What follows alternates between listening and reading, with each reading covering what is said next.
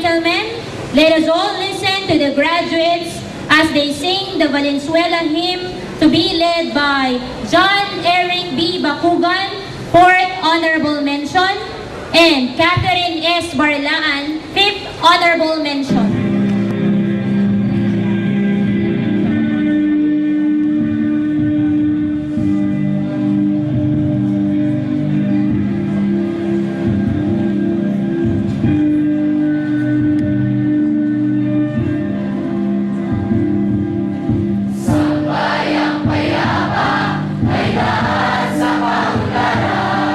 Malinis na paligid, tanda ng kabutihan.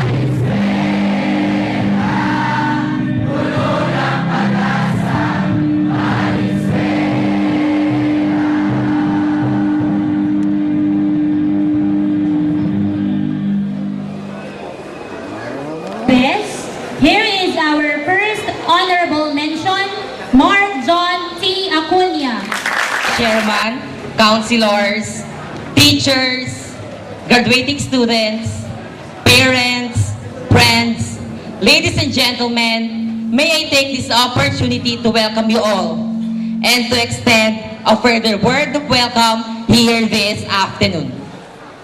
This graduation day of Siterians, my batch 2011-2012, is certainly a moment that we should keep in our minds and treasure in our hearts.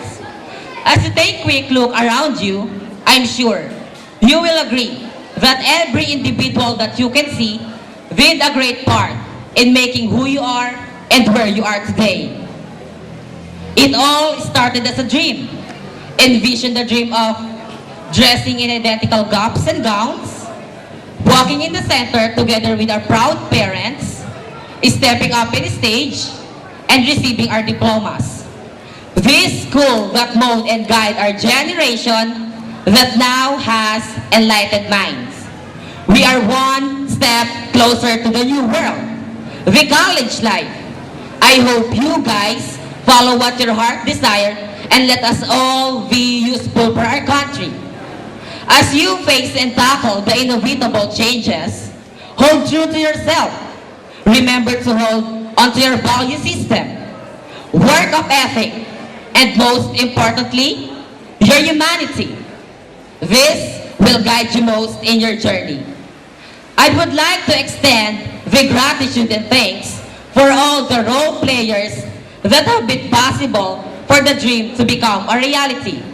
A journey that started out with hesitance, tentative steps.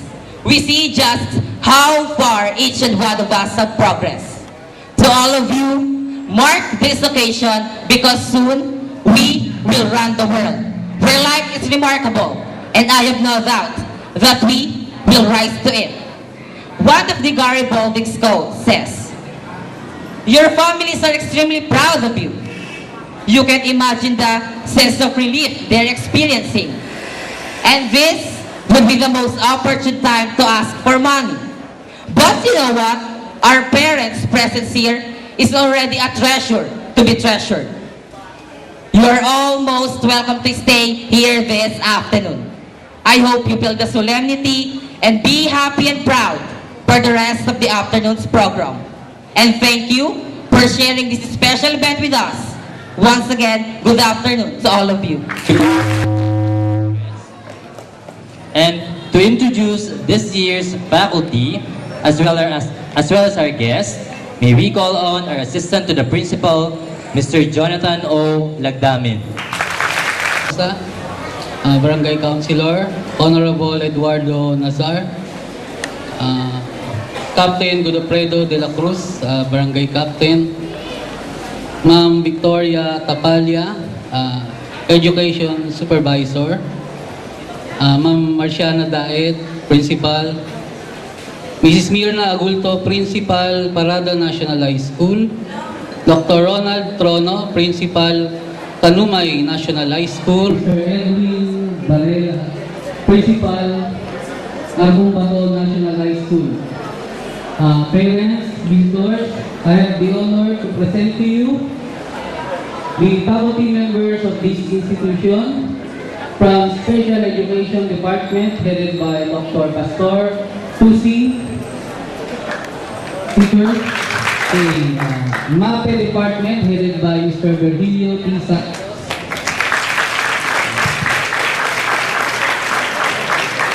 PA Department headed by Mr. Bernardo Junio,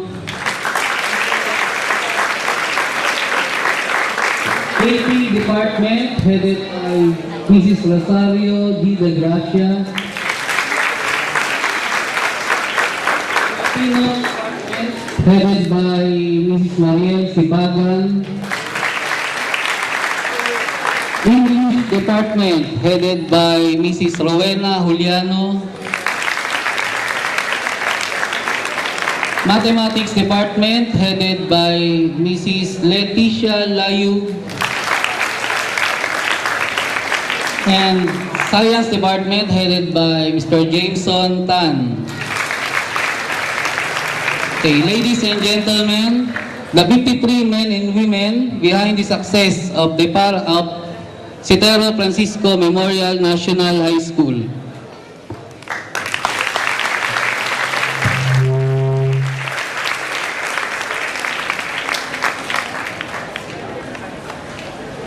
Thank you very much, sir. Welcome our principal, Miss Marciana A. Dae.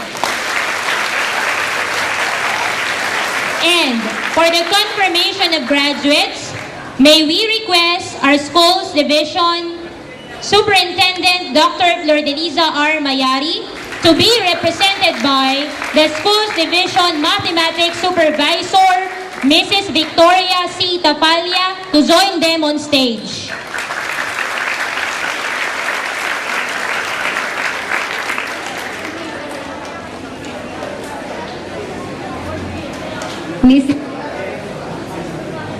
Mrs. Victoria C. Tapalya, Division Education Supervisor, I have the honor to present to you the 142 young gentlemen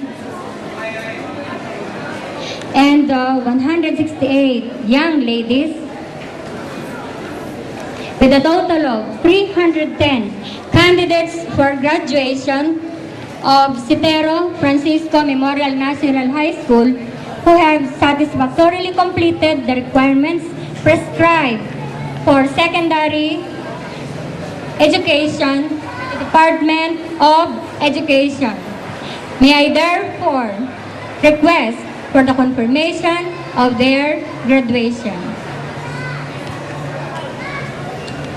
By virtue of the authority delegated to me by Dr. Flordelisa R. Mayari, Schools Division Superintendent of the Division of City Schools Valenzuela, and in accordance with the certification of your school principal, Ms. Marciana A. Dae, that you have satisfactorily completed the requirements prescribed by the Department of Education for the revised basic education curriculum, I hereby confirm your graduation from Sitero Francisco Memorial High School for the school year 2011-2012.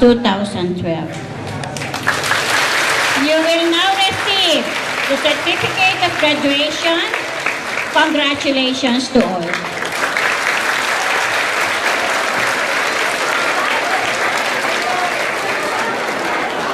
Awaited part of this ceremony, the distribution of certificates.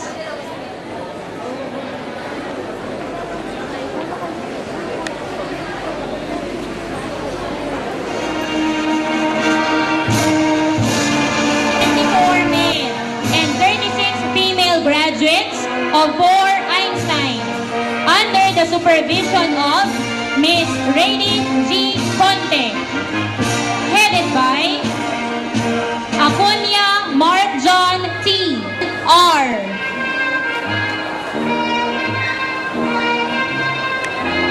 Bakugan John Eric B. Fourth Honorable Mention. Bakugan John Primo S. Batak John Benedict M. Kalisnao Leonardo C. Kapala Jolito Jr. B. Jalino Kevin Jones A. Class Valedictorian. Francisco Kenneth N. Glico John Matthew D. Sixth Honorable Mention.